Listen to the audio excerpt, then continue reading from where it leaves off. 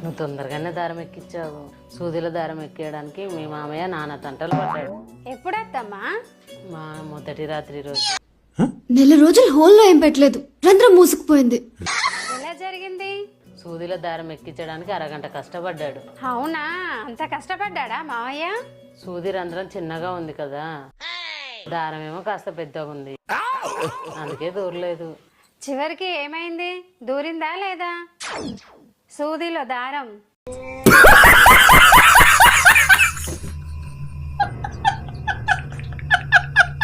దూరింది.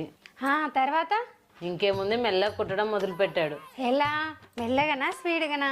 ముందు మెల్లగా మొదలు పెట్టాడు, తర్వాత ఉండే కొద్దిగా స్పీడ్ పెంచాడు. దేన్ని? మీ మామ దారాన్ని. వావ్, ఎన్నిసార్లు వేశాడు కుట్లు? 2 గంటల్లో 5 సార్లు.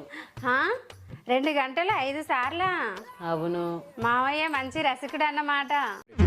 ఇప్పటికీ సందు దొరికితే చాలు సూదిలో దారం ఎక్కిస్తూనే ఉంటాడు. ఎంత వద్దని మొత్తుకున్నా విననే వినడు. మొదటి రోజునే మావయ్యని కొంగున ముడేసుకున్నారన్నమాట. అవునే కోడలి పిల్ల, మొదటి రోజే మనం కట్టుకున్న మొగుని కట్టుకొని మన కొంగున కట్టేసుకోవాలి. అప్పుడే మన చుట్టూ తిరుగుతాడు. లేకుంటే కొద్ది రోజులకు మనం అంటే మోజు తీరిపోయి పాతబడిపోతాం. అప్పుడే మనకి దూరంగా ఉంటారు.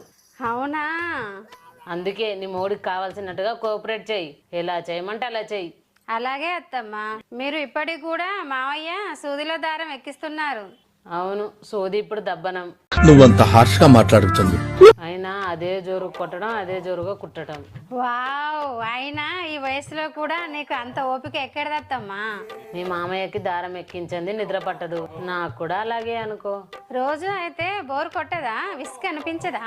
పిచ్చిదానా, ఆ పని బోర్ కొడితే యవ్వనం వేస్ట్, విసుగు అనిపిస్తే ఆ జీవితమే వరస్ట్. బోర్ కొట్టకుండా ఉండాలంటే ఏం చేయమంటారు?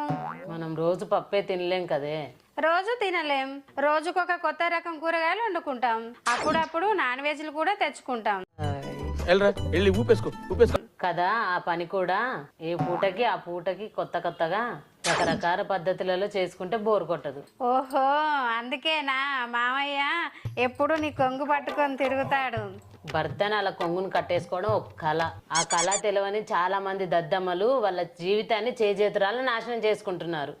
అంటే భర్త బయట సూదిలో దారం ఎక్కిస్తుంటే తప్పంతా భార్యలదే అంటారు.